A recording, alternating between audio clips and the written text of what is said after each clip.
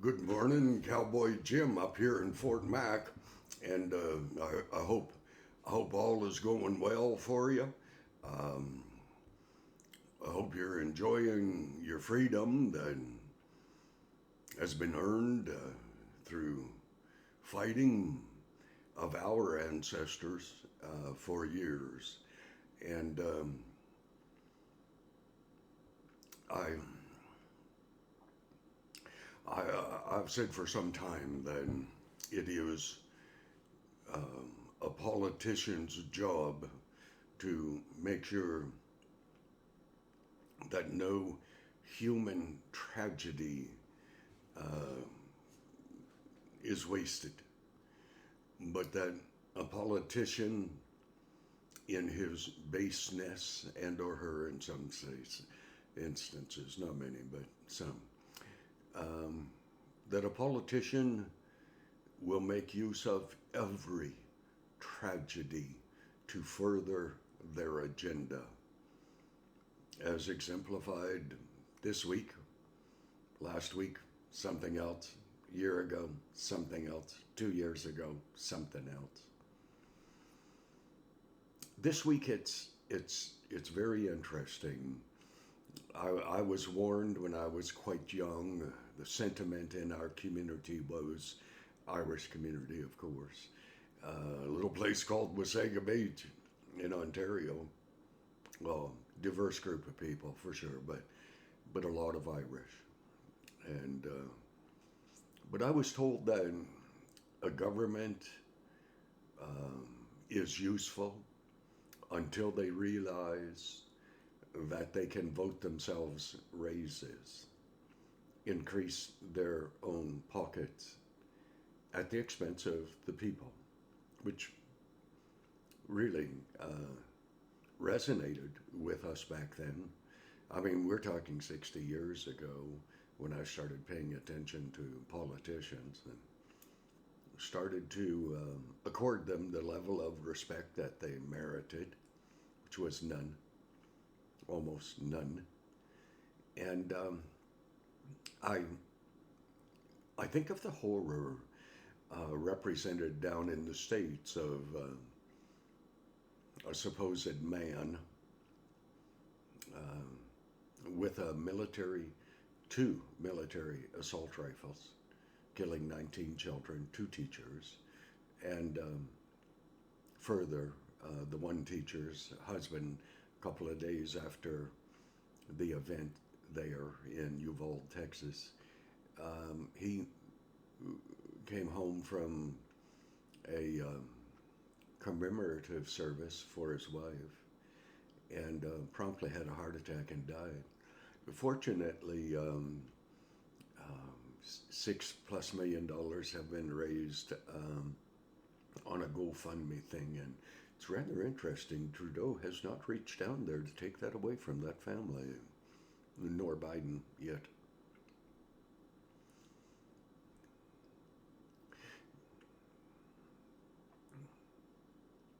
You, you and I, we are privileged to have the opportunity to be observant of corruption in high places. Or if you're a politician in low places with no friends. But our political leader, much to our shame, trades power, influence, wealth, privilege, as though it were on an open stock market somewhere. And in light of the tragedy in the States, um, both political parties who are liberals up here, Democrats in the States, they are trying diligently to make use of the suffering, shame really, of the police in Uvalde. And even over on our East Coast, And there should be no room for the loss of life when it comes time for innocent people to rely on law enforcement to protect them. Except that law enforcement, um, they, they, they tend to fail us a little. Well, because our agendas are different than most of the legal system. The legal system's designed to protect the guilty, designed to encroach on the rights of people who are victims, and so our Trudeau, his answer is in light of the assault weapon stuff that has gone on in the States. And Trudeau says, well, we don't want it up here. You already have it up here. I mean, ask the people down on the East Coast what they think of the slaughter of innocent men, women, children by crazy people. People who are allowed to purchase guns because the gun laws that exist are not enforced. New York State has apparently some of the most strict gun laws going, and yet they also have a crime rate that is unbelievable. Chicago, of course, in Chicago, it's black on black usually, and so that's socially acceptable. Why? Don't have a clue. The only thing that isn't socially acceptable is when a crazy white person starts shooting people of color. That's not good. Oh, then we have to change the laws. And so Trudeau, in his arrogance, sin really, is banning handguns, the sale of them, transfer. Well, this week, you can still own a handgun. You just can't buy it anymore. You can't. It's not allowed. Why? Well, because you are a legal, hopefully, you are a legally approved handgun owner. It's called a restricted weapon. I have one of those licenses. I don't know why anyone in their right mind would have a restricted weapon in their home, because all bets are off. All rights are set aside. An RCMP officer can walk into your home the same as a fish and wildlife guy, and no search warrant, no nothing. They just can walk in, check you out, do whatever they want, and it's legal. Because we live in fear that some idiot is going to get their hands on a restricted weapon. And they do. It's simple. They, who are criminals, have an easier time arming themselves than a person who does things legally and wants just to live in peace and quiet. But on national freeze on handguns, oh, the stupidity of it. What? Freeze the right for a legal gun owner in Canada to own a gun, but criminals are left to run rampant. I remember a couple of years ago, I had a handgun down at my ranch southwest of Calgary, and I asked the RCMP how difficult it would be to move my handgun from the ranch to Fort Mac. They said, well, probably take 5 months. I said, why would it take 5 months? Well, there's a lot of paperwork. Must be a lot of paperwork to take 5 months. And I later had that gun stolen. I even know the guy's name, eh?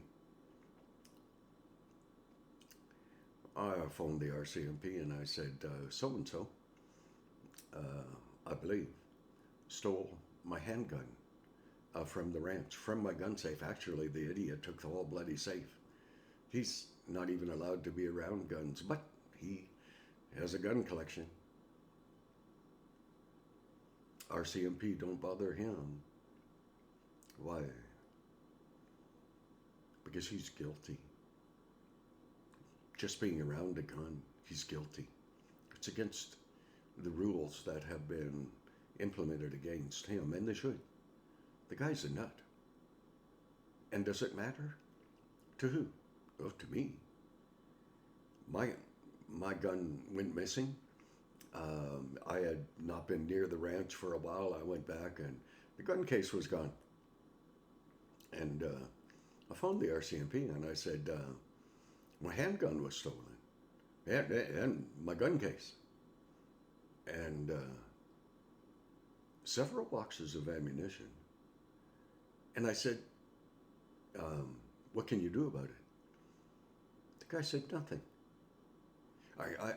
I don't mean he didn't speak. He ran his mouth. But the bottom line was, he was saying, there's nothing he could do about that. Nothing. Do you know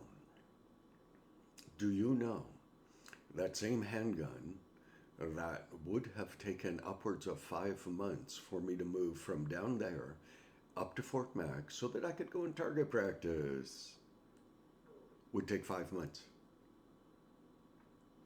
Do you know that particular law enforcement officer took my message over the phone while he was driving?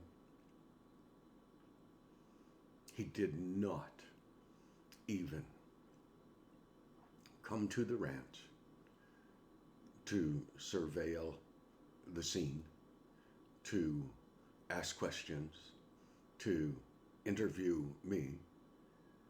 Because why? He did not believe me. Why?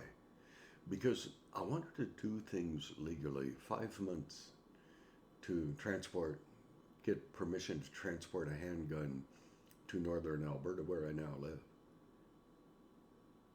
But a criminal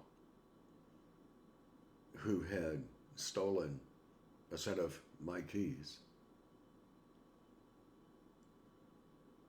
walked in, unlocked my home, well, it was an apartment in a horse barn, and stole whatever he chose.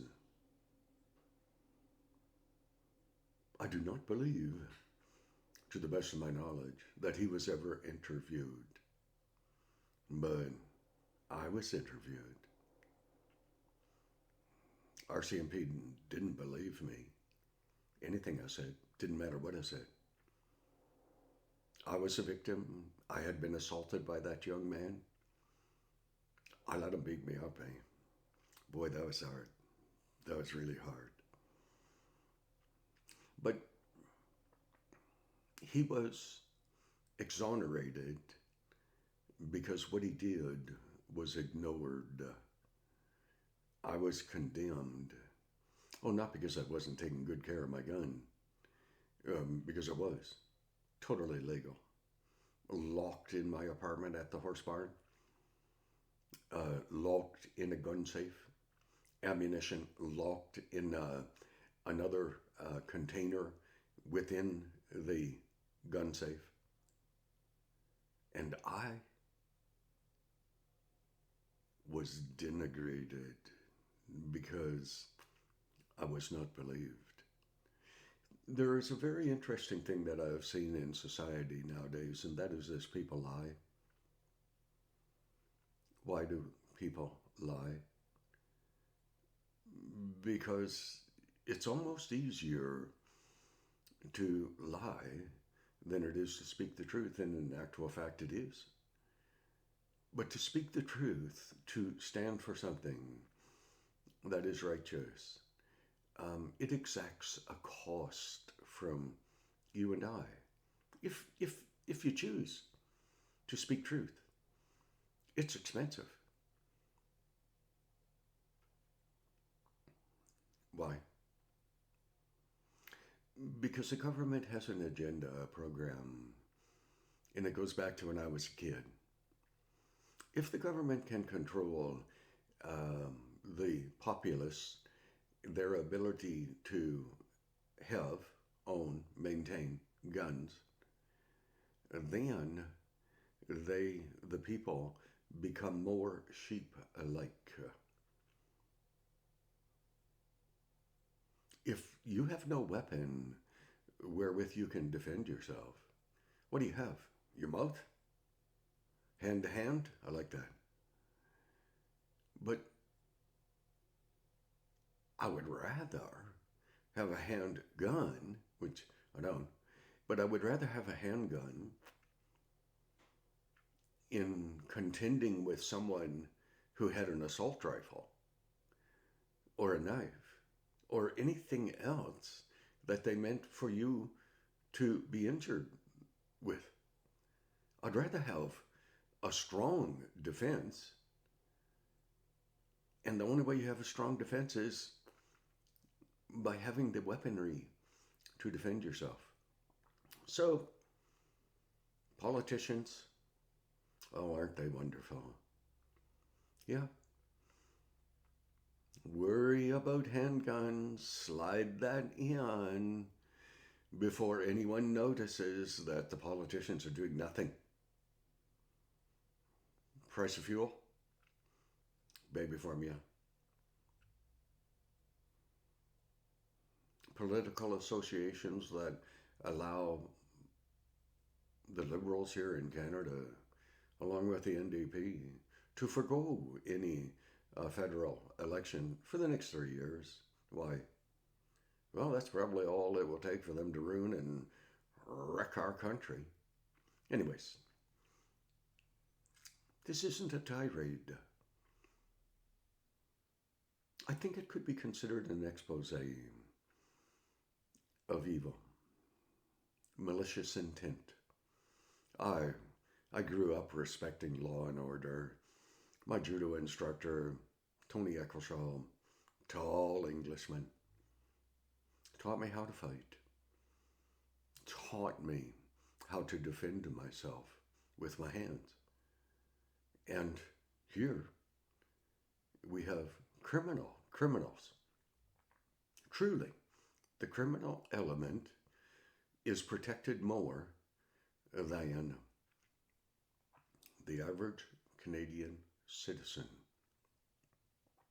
by law enforcement. Because law enforcement, they don't want to do anything that's going to draw attention to themselves. They want to be exonerated and yet not even be on trial. If the time ever comes that we as a people stop this pandering of right and wrong, determined not by a judge, a jury, no, but by a law made by some stupid politician. Shameful. Okay, God bless.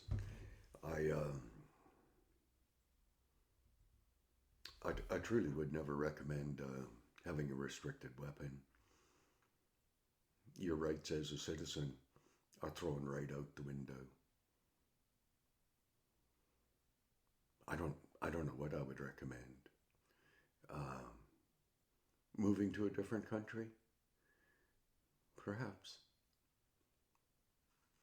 Certainly voting differently next time. Oh, definitely. Will it make a difference? Well, when is next time? 3 years. Won't make a difference. Okay, God bless. Cowboy Jim, Fort Mac, over and out. I wish you the best. Unfortunately, I believe that all we have left is the rest. And it sure is not the best, children. God bless thee. God bless.